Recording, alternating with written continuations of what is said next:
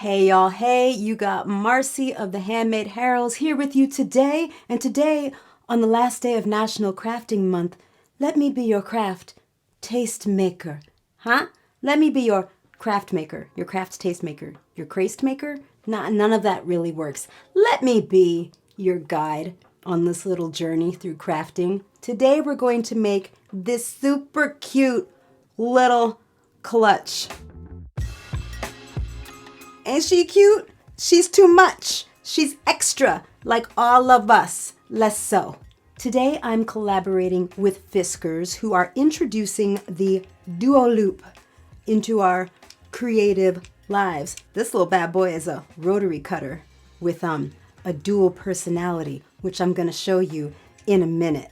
And today, because I'm working with some thick, gorgeous pleather. Where's my pleather? Where my pleather at? The DuoLoop is going to make my cutting life very, very easy because she thick. She thick with like a double K.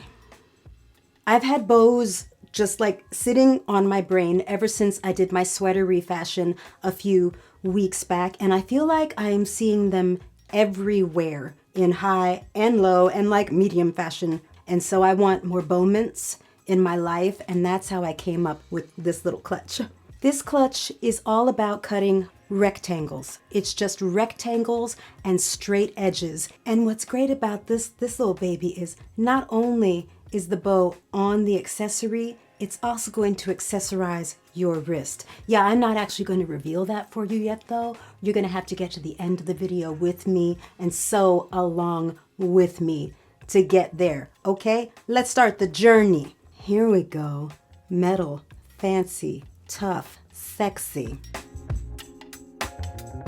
Now, my clutch size is going to be mandated by the length of my zipper because I chose a metal zipper and I'm not about pulling out metal teeth. That is not how I like my creative life to go. So my zipper is going to dictate the width of my clutch. I'm going to cut two rectangles. I'm going 10 inches wide so that I can accommodate my zipper and still have some seam allowance. And I'm gonna go with 9 inches long, because 9 inches sounds good.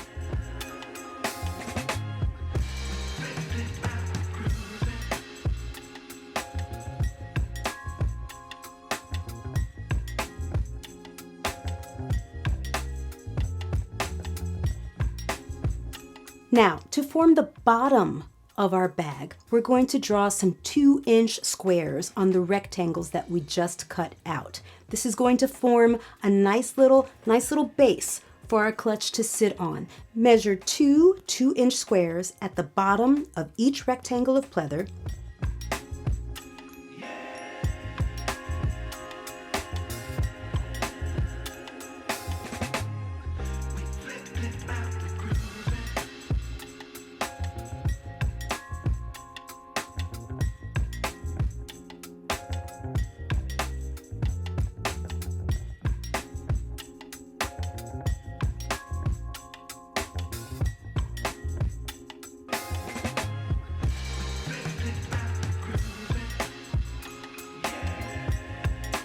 That was really not that much measuring, right? It's just a rectangle with 2 squares cut out of the bottom. Okay, I hear you. You got lots of things to do. You don't have time to be doing all these measurements in your head. So yes, down below in the little description box, I've got a little template for you just for the purse main body. Because listen, we got some more cutting to do, but the rest of the cutting is literally, it's just straight up rectangles. And I'm not using literally in like the aughts sense of the word literally. I'm using it literally as literally is supposed to be used. It's literally just rectangles.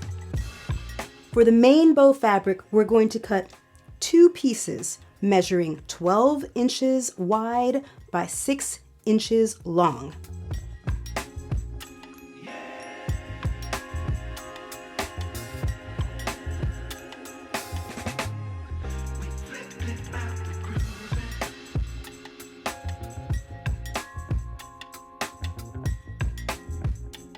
Our last rectangle that we have to cut out is the tie for the center of the bow. That right here, okay?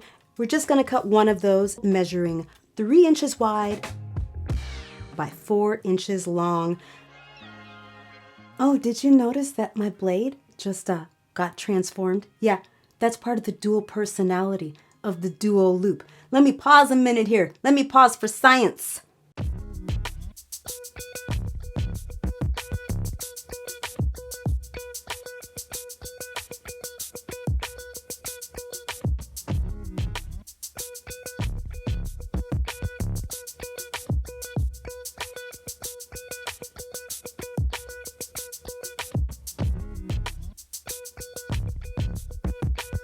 Oh, I'm sorry.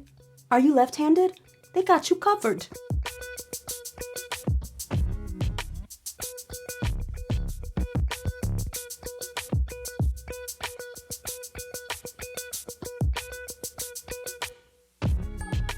Super cool, right? I'm actually right-handed though, so I'm just gonna switch this back. Let's talk about our pleather for a minute here. Pleather or vinyl or plastic or leather doesn't like pins.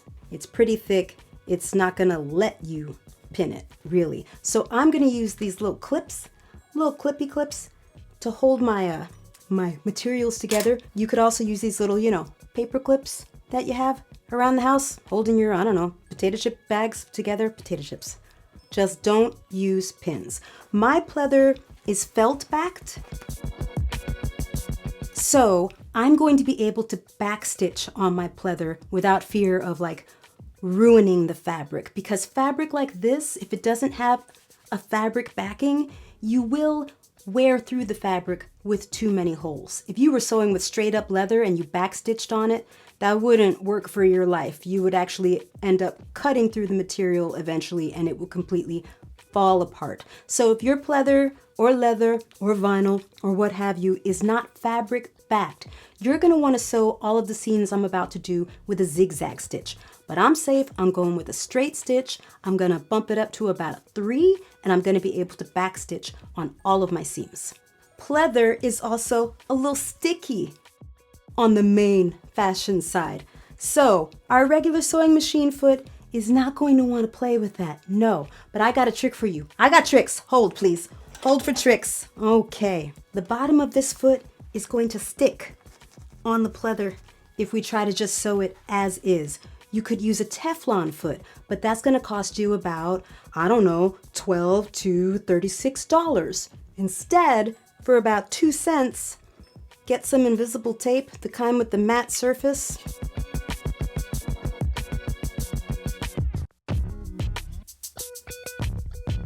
You now have a Teflon foot. Now, when you go to sew, it's gonna glide right along that pleather. Oh, I wish you could feel how this feels right now. It feels so good. The first time you puncture this tape with your needle, it's gonna put a hole in the tape in the middle, and it's going to create a nice little hole for you all the way down the center of your presser foot. Instant Teflon foot for 2 cents or however much an inch of invisible tape costs. Time to stitch. Now we are going to, together, you and me, sew a simple centered zipper. It's not hard. If you've never done it before, this is probably the best way to dive into sewing a centered zipper. Starting at the bottom of your zipper, mark 1/2 inch away from the zipper stop. Line that mark up with the long straight edge of your pleather.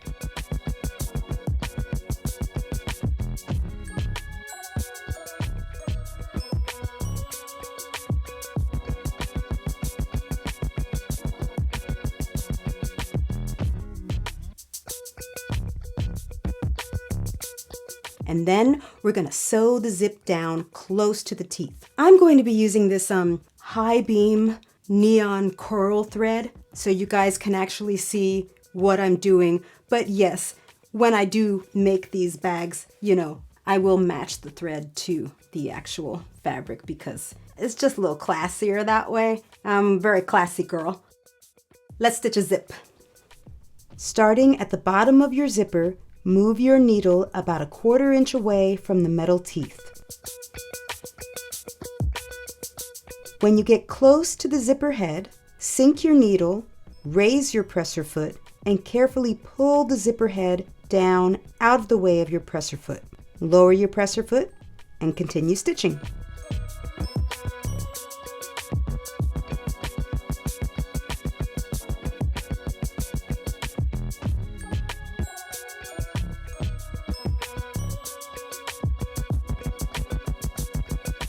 And we've got one side down. We're going to clip those stray threads because we are very careful and neat in our crafting life. And we're going to take our second side and again, starting from the bottom, match it up to that 1/2 inch mark that you made. Clip it.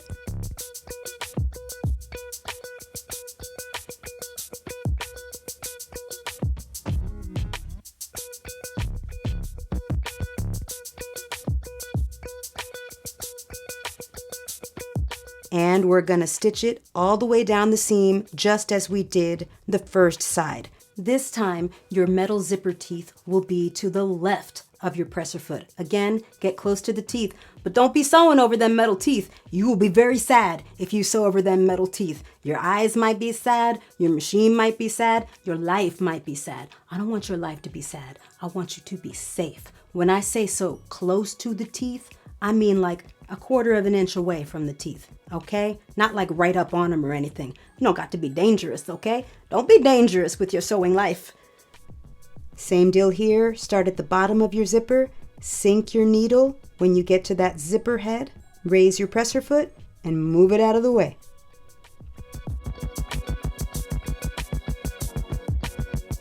Keep the raw edge of your pleather aligned with your zipper teeth.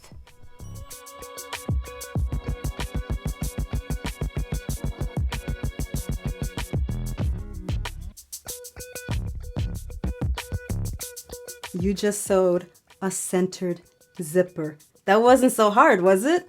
Do you feel like a boss? You should feel like a boss, huh? As you can see by my high beam neon coral thread, we have caught the zip tape in the pleather completely. Now at the bottom right here, I'm gonna fold the zip tape to the inside and hand tack it down. Yes, you could have folded this little excess down when you first started sewing the seam, but to be honest with you, that's a little finicky. It's a little finicky to machine stitch that fold down. Hand sewing is not that bad. Hand sewing is not that bad, y'all. You know what? Hand sewing gets a bad rap. I think we need to change the branding of hand sewing. All right? Get some hand sewing in your life. Sometimes a few little sensible stitches, sensible hand stitches, that is, are just what the doctor ordered. Okay, let's sew a bow. My bow fabric is super saturated. It is cotton wax print, and that's the nature of cotton wax print. It's saturated on both sides. You can use both sides of the fabric. If you're using fabric that is not as saturated on both sides, say like, let me just find some. Do I even have anything that's not saturated? Oh, I have this lovely stuff, right? This stuff is beautiful, isn't it? Here's the right side. Here's the wrong side. Okay, that's pretty clear. So pay attention to what I'm saying and not necessarily what you're seeing, because I'm using my saturated wax print. We're going to place our bow rectangles right sides together. That means that the fancy sides of the fabric are facing and the wrong sides are facing out. And we're going to sew down these long bow edges at a 3/8 of an inch seam allowance. Listen, y'all, this whole thing is 3/8 of an inch seam allowance, aka 1 centimeter, because little seam allowances, sometimes they are your friends. On your smaller rectangle, fold the long sides right sides together and sew down the long edge, backstitch at the beginning and the end of all these seams to lock those stitches in. Magic a YouTube. You really didn't need to see me sew down 3 straight lines, did you? You didn't. You got this. We're going to clip our corners because that removes bulk when we're going to turn them right side out. And that's a good thing here.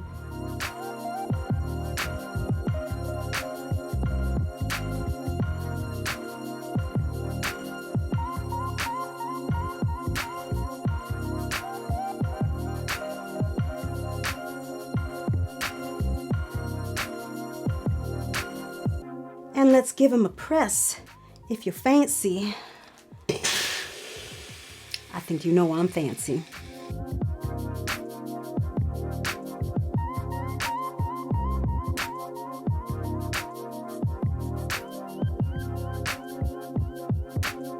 And now let's get our pleather ready to marry our bow. It's just a whole love story here about to happen right here on the cutting mat.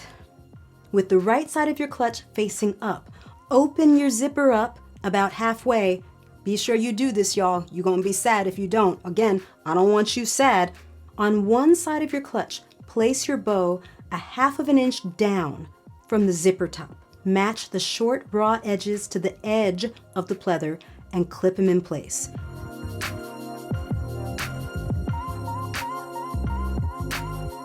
You're gonna have excess fabric in the middle of your bow. That's what's gonna create our bowment. Do not worry about that. Just try to make sure you're not catching that in the seams that we're about to sew.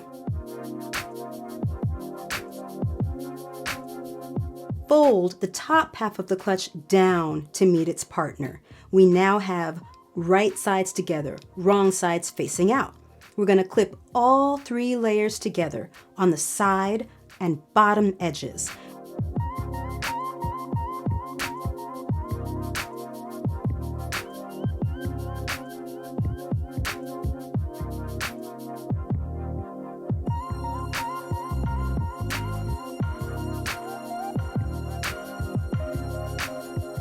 And then we're gonna sew those edges up at, say it with me, 3/8 of an inch or 1 centimeter seam allowance. Yes.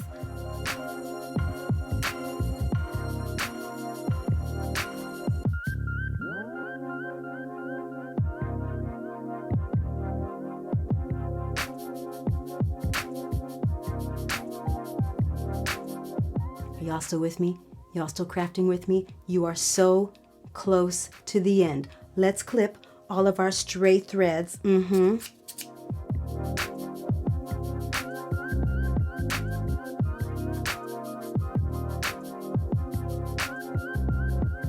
Clip those corners again to reduce bulk.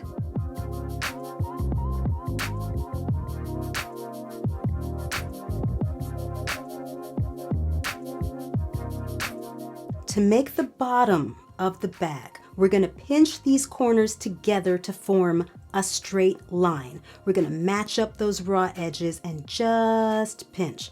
You see how that works? And when we're matching these raw edges together, we're going to offset the seams. That also reduces bulk.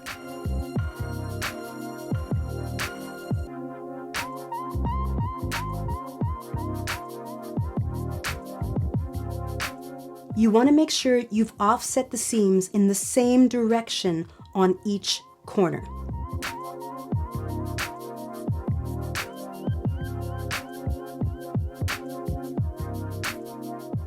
Now we just sew these 2 seams at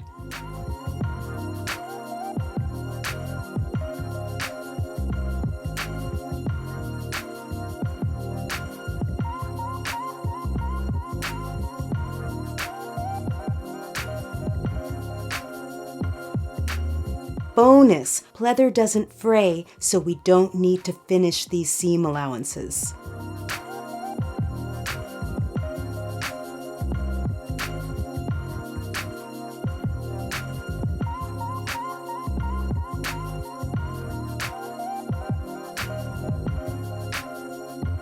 Well, it's magic time.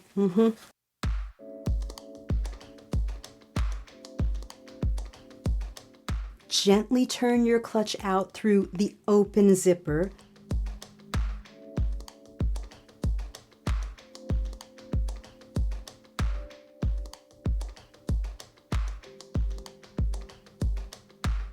Pushing those corners out to create the bottom.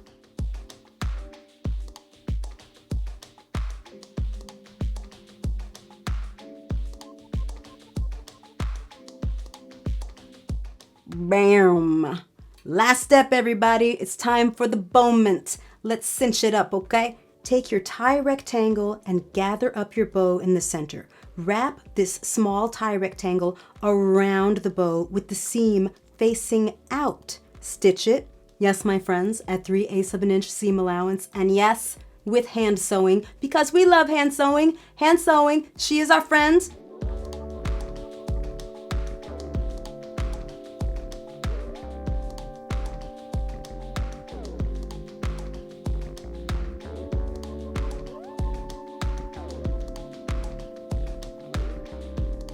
Turn that unsightly seam to the inside of the rectangle. Zhuzh it a little, and boom, the seam is hidden. Is she cute?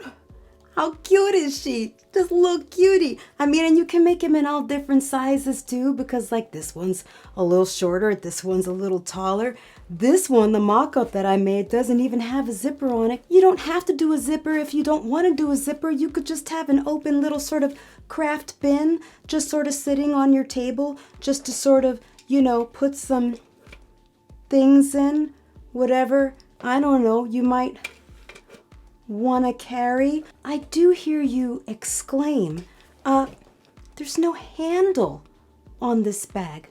Oh, my friends, no, that's wrong, because you see, once you get all unzipped and ready to go out, you know, on the town, maybe put some, I don't know, some things in your bag.